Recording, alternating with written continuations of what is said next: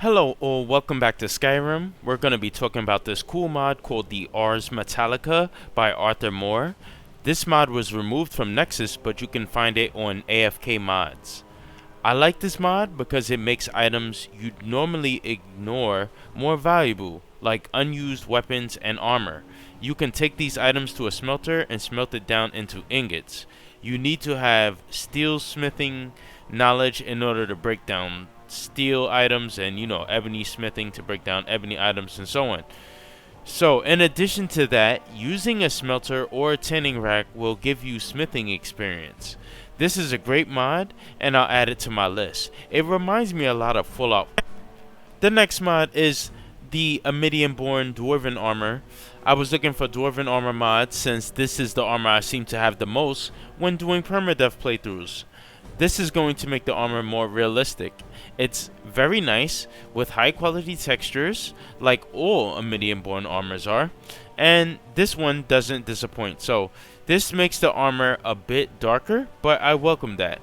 The only small problem that I noticed with this mod is that it only changes the armor and not the weapons. So, when you have it with the dwarven weapons, it may look a bit odd.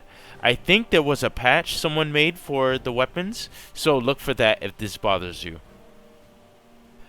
Next is the heroic dwarven armor and weapons.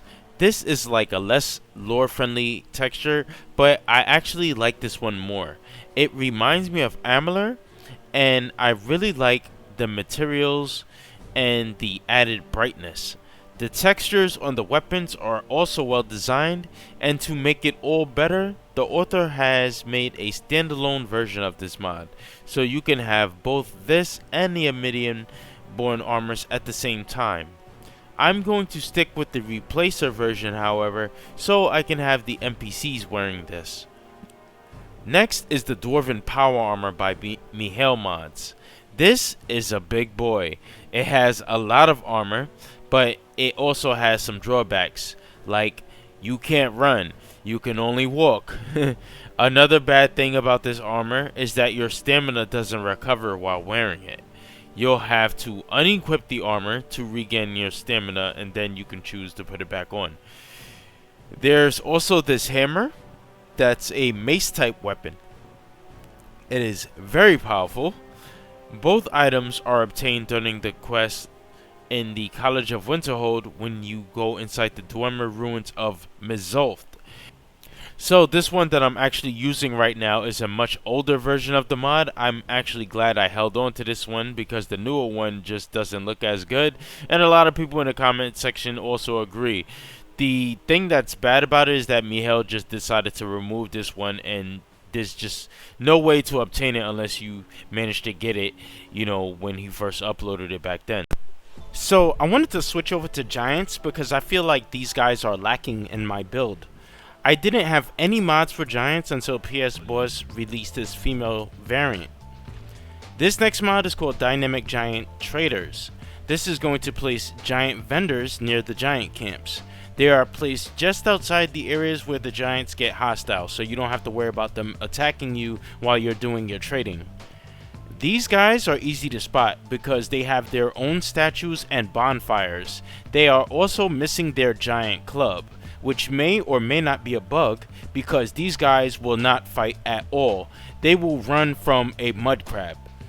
What I like about this mod is their inventory. They have great loot to buy and trade from, and what they have for sale will be determined by the surrounding area.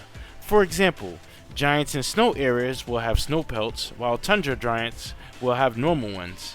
If you're in an area that's mostly warm but has a small bit of ice, a la the giant camp next to the Western Watchtower, for example, then the giant will mostly have tundra items and a small bit of ice items. So I thought that was a really cool feature.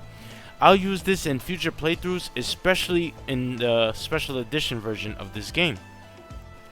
Next is Mihail's Giantess. This guy makes some great mods, but he never tells you exactly where they are, which is kind of annoying because you can't check for bugs and incompatibilities until you actually run into them.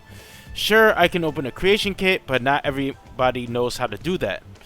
So, they are said to be in the ice regions. The only one that I have actually found was the giant camp next to the Nightgate Inn. There was actually one over there. They are balanced and they can make the game a bit tougher since they are added alongside the giants instead of replacing them. This is a good mod and I'm going to keep this one.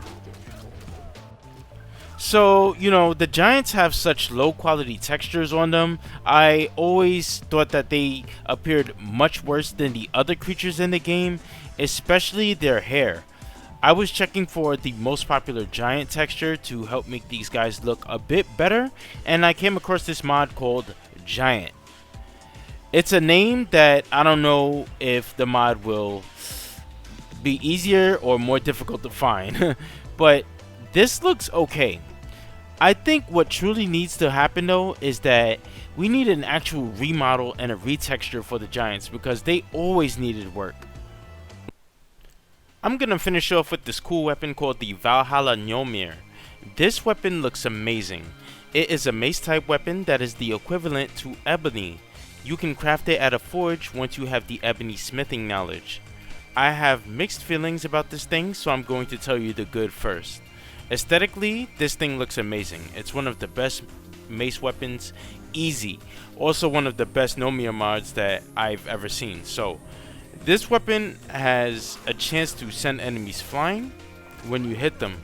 If you choose to power attack, it will always send them flying. It is really cool.